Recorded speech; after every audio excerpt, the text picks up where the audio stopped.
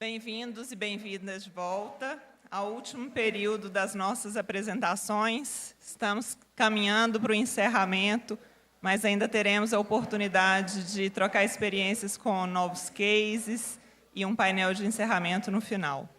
Meu nome é Érica, eu sou uma mulher cis, branca, de cabelos castanhos. Estou usando um vestido de cor terrosa. Fiquei perguntando aqui que cor que é esse vestido, mas é um terroso. E tem sido um dia bastante agradável, de muito aprendizado aqui com todos vocês. Nesse momento, eu reforço o nosso convite para que acessem o QR Code no verso do crachá, que contribuam com a avaliação, porque ela nos ajuda, nas próximas edições, a fazermos cada vez melhor e oportunizarmos aí outros momentos de aprendizado. Vamos agora com um case sobre políticas e letramento. Eu convido a mediadora Luciana Moreira, coordenadora de Assuntos Corporativos e Comunicação da BHP ao palco. Luciana, seja bem-vinda.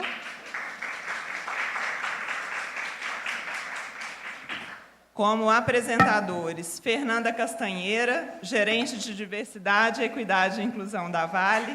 Fernanda, seja bem-vinda.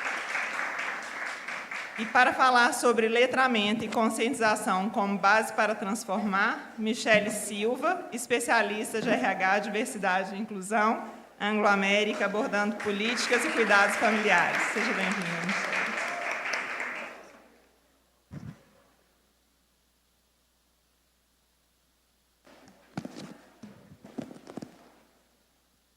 Boa tarde a todos, a todas.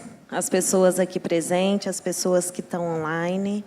Quero falar que eu estou muito feliz de estar aqui hoje, agradecer o convite do IBRAM. Estou aqui para esse painel de cases, logo após o coffee break, as pessoas estão chegando.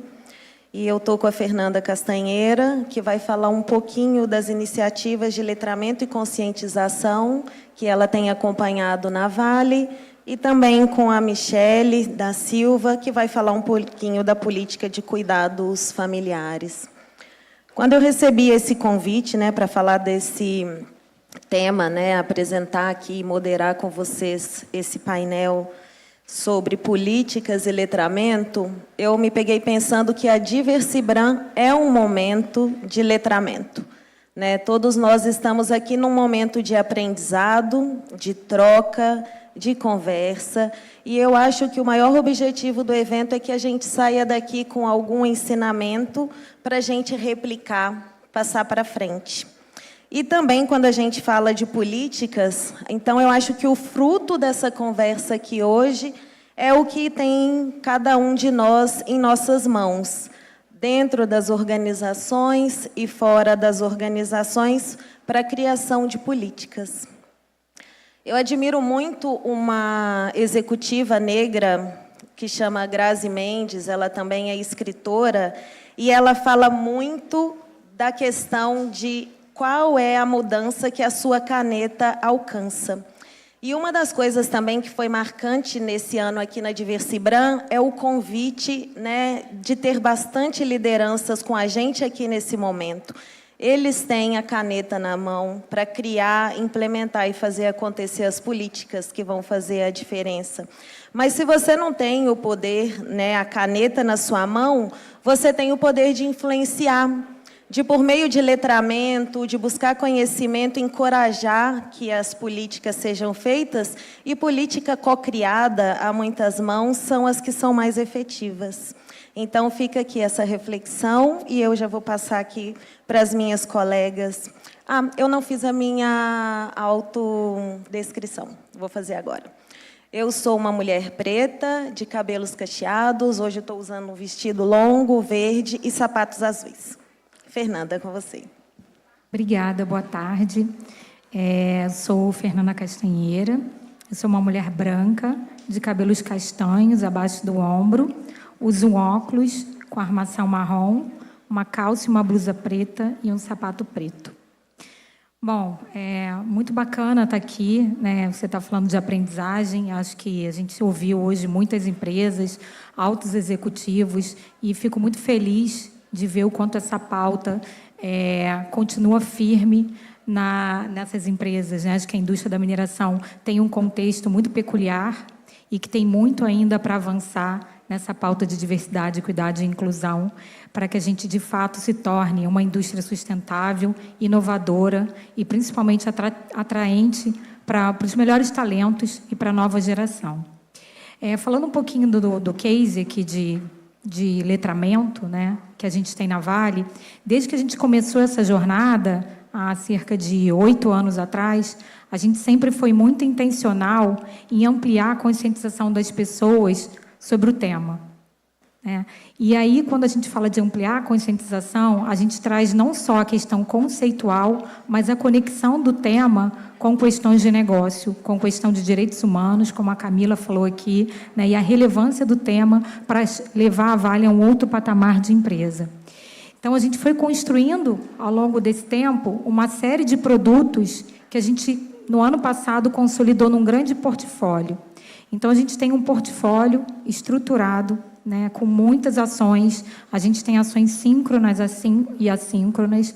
A gente tem ações que são customizadas, ações de prateleira, e que tanto o BP quanto a área de desenvolvimento e treinamento e o próprio líder pode consultar e, de acordo com a sua necessidade, consumir esse treinamento e esse letramento.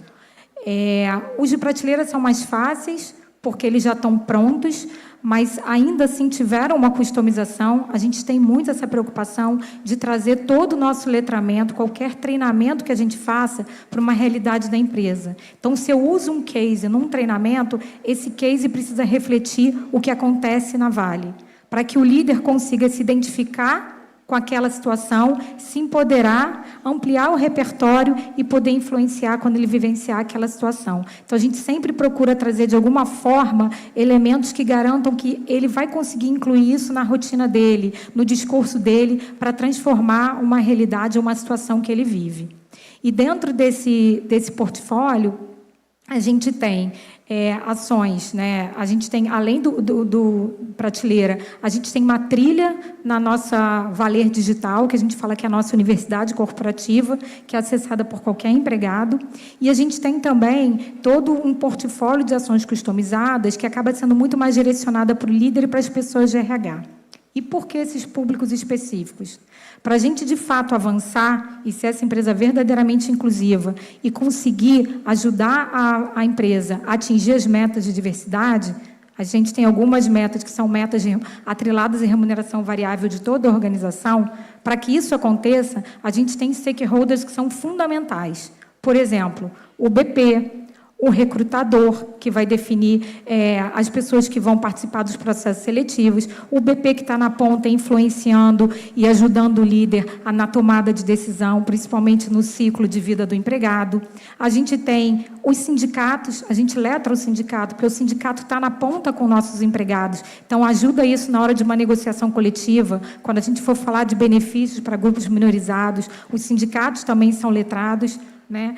O pessoal, principalmente, que atua com carreira e remuneração, para poder ter o mindset de será que essas políticas que eu estou implementando, a forma que eu estou construindo, o meu comitê de carreira, ele está sendo equitativo?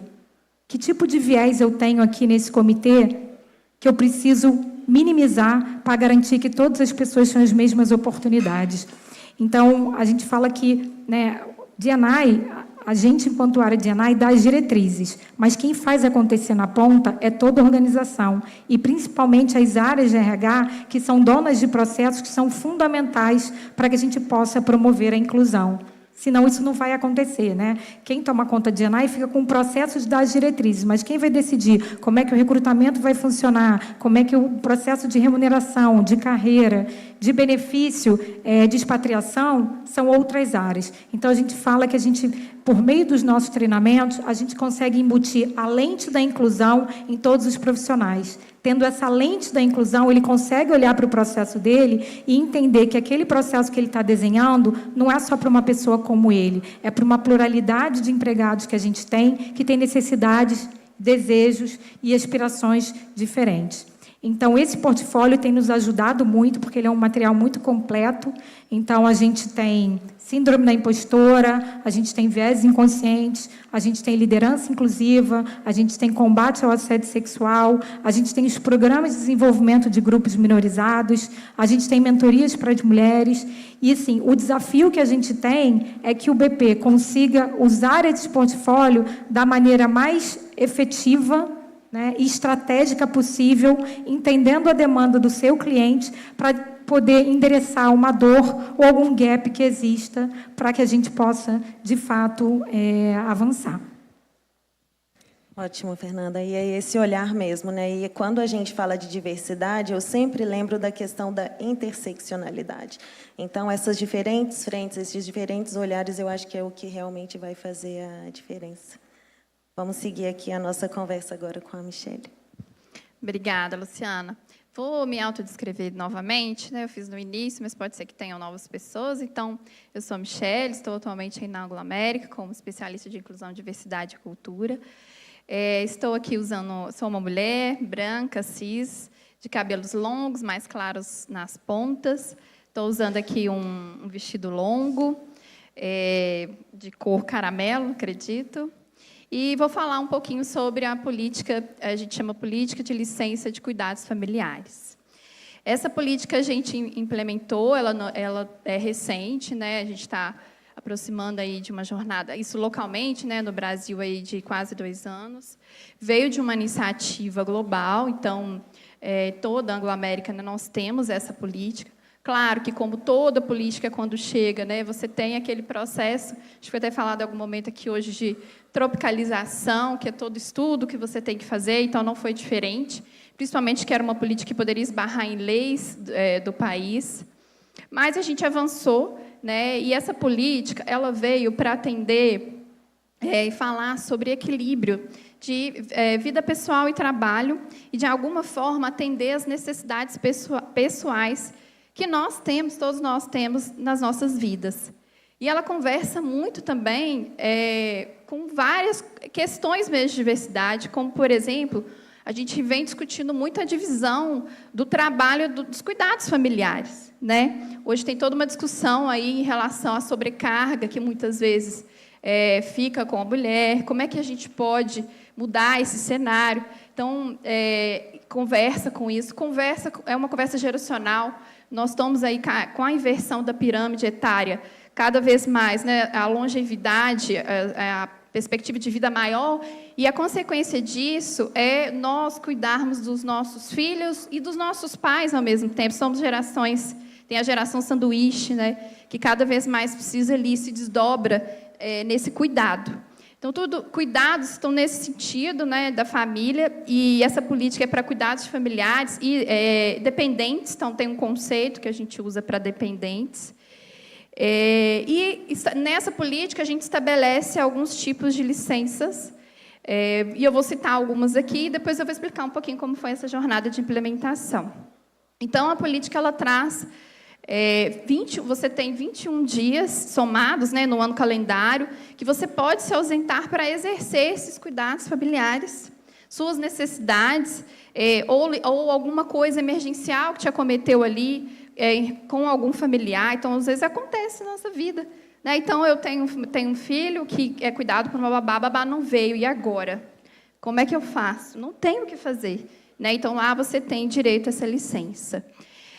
Dentre outras, nós tivemos também a licença luto, ela foi aumentada, porque a gente entendeu que só o que está na lei não era suficiente. Vou dando alguns exemplos aqui, tá? A licença aborto, tradicionalmente no Brasil, a gente dá para a mulher, né, que é quem gere. Mas e também, né, quem é ali o homem ou quem está ali no processo de adoção, se acontece alguma situação, também tem direito. Então, nós também implementamos a licença luto também, não só para a mulher ali que está gerindo, né? Então, são mudanças mesmo para entender que as necessidades são diversas. Então, essa política vem conversar nesse sentido. E também veio, aí globalmente, acho que teve mais impacto, no Brasil já existia a questão conhecida como licença maternidade, paternidade, então a gente tem hoje ambas estendidas. mas globalmente tinha muito país que não é tão respaldado, né? Mas o que a gente trouxe de novo foi mudar o conceito e sair do termo maternidade e paternidade. Para implementar, a gente mudou os conceitos, então hoje a gente tem a licença cuidador ou cuidadora primário ou primária e cuidador secundário. Primário, ele tem direito ali aos 6 meses, e o secundário, a secundária, tem direito aos 20 dias. Então, a gente também atualizou, já mudando também isso, e trazer esse conceito foi intencional, para mudar essa visão daquela família tradicional. Então, para ser família, tem que ser o pai, a mãe e os filhos. Não. Né? Então, isso também é muito importante. E, como toda política, gente, o que a gente espera? Que ela seja praticada. E não basta só escrever no papel. A gente precisa ir lá, fazer todo o movimento para que ela aconteça. E aí, na jornada para a implementação, eu acho que foi uma oportunidade até da gente trabalhar a nossa cultura, que é olhar para cuidado, respeito e segurança. Que é quando eu vou lá e entendo o que eu preciso para que, de fato, ela aconteça. E eu me inspirei muito, assim, muitos depoimentos de colegas, né, da mineração de diversidade, falam assim, nossa, a gente estendeu lá a licença paternidade, mas os pais não saem da licença, não usam essa licença. Então, isso fica ecoando para a gente, né? Como é que eu vou fazer para que as pessoas se sintam confortáveis para dizer, eu preciso me ausentar, o meu pai está doente, eu quero acompanhar, eu quero estar lá presente. E a gente precisou conversar sobre isso e entender também, estruturalmente, o que eu preciso, porque também a pessoa sai, continua a vida, né? Continua todo o trabalho. Então, a gente fez um estudo, desde Red Count, fez um time multidisciplinar ali, chamou saúde, chamou jurídico, segurança. Então, a gente, junto com o RH, para estudar ali, para que eu pudesse... eu preciso de Red Count adicional, como é que a gente vai estruturar para cobrir essa licença, o que já estava coberto por lei ou não. E, a partir disso, a gente estudou, inclusive, implementamos Red Count adicional, para que pudesse... Também não adianta eu dar a licença e o time ficar lá sobrecarregado para cobrir. De novo, volto, que a gente tem que fazer isso com cuidado, respeito, né, e segurança. Olhamos para absenteísmo, discutimos muito presenteísmo, né, porque se a pessoa está com alguém muito especial da família ali, doente, a gente sabe que ela pode vir trabalhar, mas um presenteísmo, está ali, mas não está. E olha o risco disso, gente, em relação à segurança, por isso que eu falo que trabalha também a segurança, né? Então, a gente discutiu muito isso, como que já estavam os índices, e por isso que foi importante trabalhar. E todo o trabalho também de letramento, jornada, conscientização. Começamos desde a liderança, para que eles entendessem o papel desse. Precisa criar um ambiente psicologicamente seguro, para que a pessoa... É uma mudança cultural. Também há todo um medo da liderança de falar assim, e se eles abusarem dessa licença? Porque é o medo, é o primeiro medo que vem. E aí a gente precisa pensar em quem precisa. Claro que a gente vai trabalhar, tem as medidas, por isso que o jurídico estava com a gente para se respaldar, mas eu não posso deixar de avançar pensando nessas pessoas, e sim na necessidade das que, de fato, precisam dessa licença, né?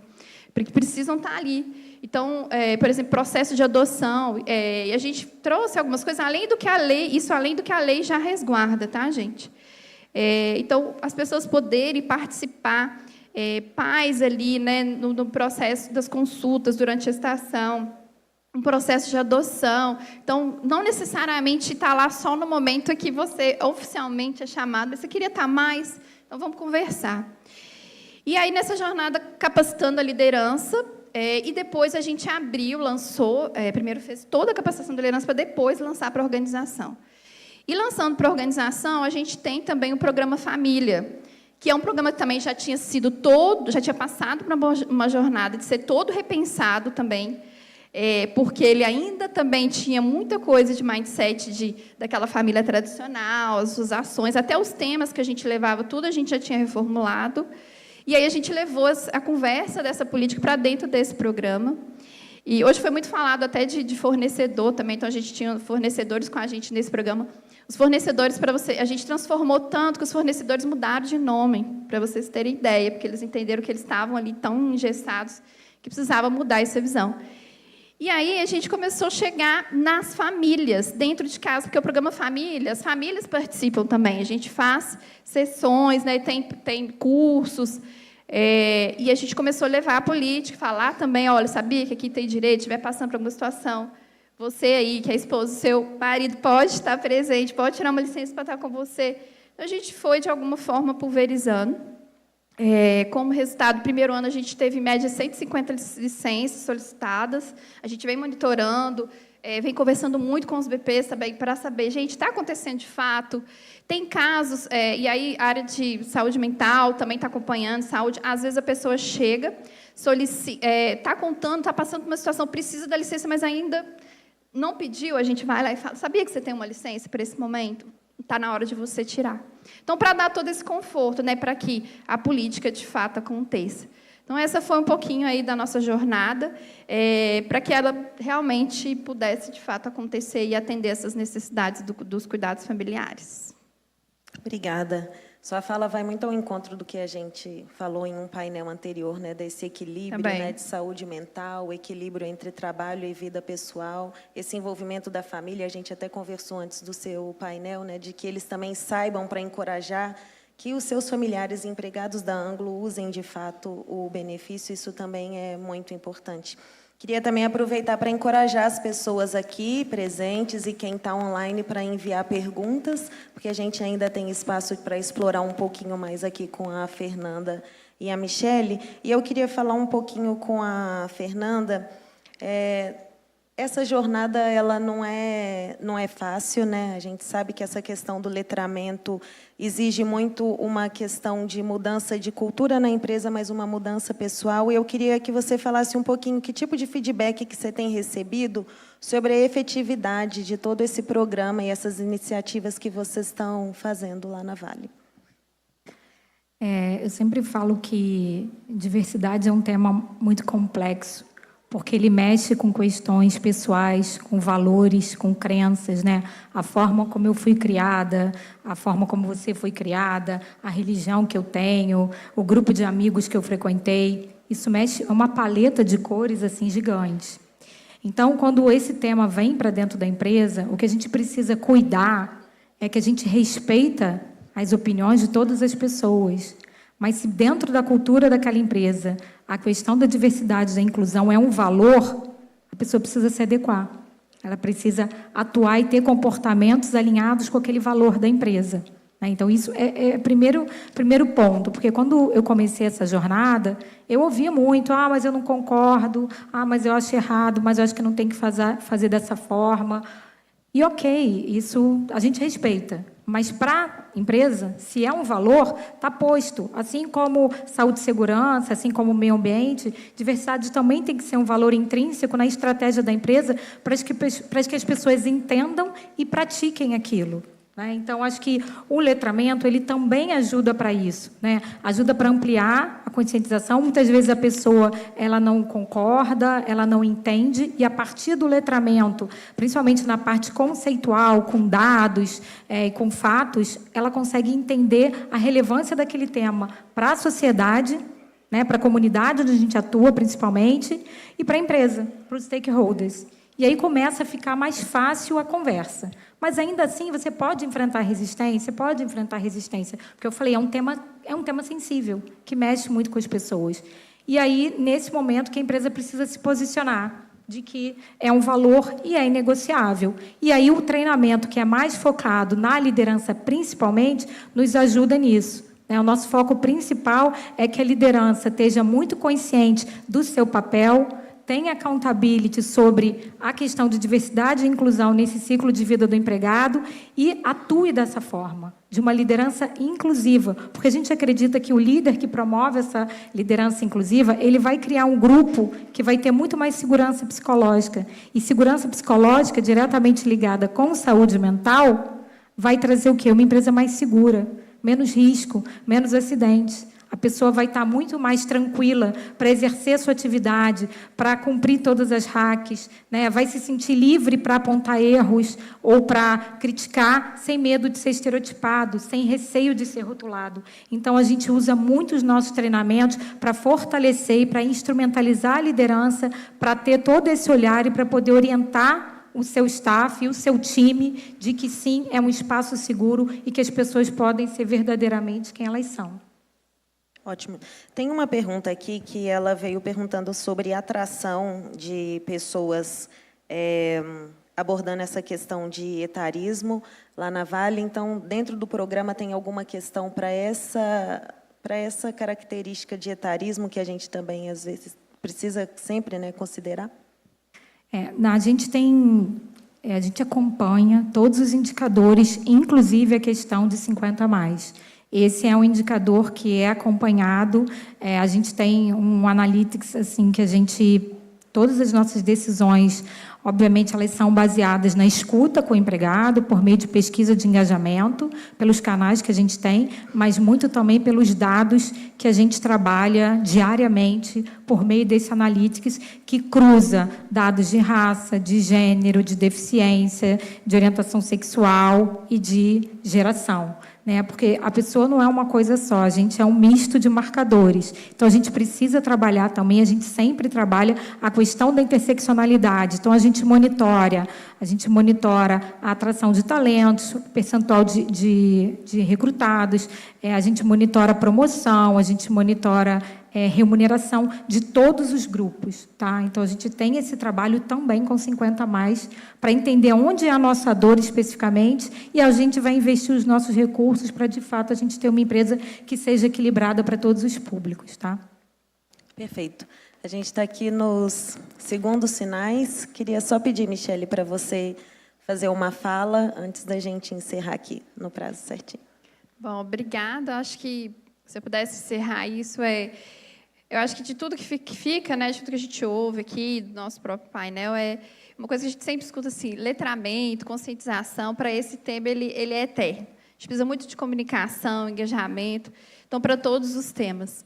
E eu acho que a gente precisa... Tudo isso, né, todo esse letramento, é muito sobre conexão, sobre ouvir, entender. A minha ação, a sua ação, né, Fernanda, é sobre ouvir, sobre entender o que precisa para que as pessoas possam, de alguma forma, se abrir a essa diversidade, para que a Ana falou hoje muito bem, né, a gente não quer só respeitar, como a Ana Santos falou, a gente quer valorizar. Então, como que eu vou valorizar algo que eu não conheço, que eu não sei o valor? Então, eu reforçaria essa frase. Eu acho que a gente tem trabalhado na Anglo-América muito nesse sentido. Inclusão é valorização também. Então, acho que esse olhar que a gente tem que ter, e o letramento, né, as políticas, é uma forma da gente praticar isso, mas sem a conexão, sem ouvir, sem entender, sem conhecer, eu não consigo valorizar. Então, deixaria isso aí de recado. Obrigada. Eu acho que fica aqui um convite a trilhar um caminho. Eu acho que todos nós podemos perseguir um caminho que é de buscar a informação correta, espalhar a informação correta, investir, estabelecer a estratégia e implementar as políticas, né? Então, esse que é um caminho que eu acho que todos nós temos aí a trilhar. Muito obrigada, Fernanda, Michele, mais uma vez, e a todos aqui que estão acompanhando. Obrigada. Obrigada.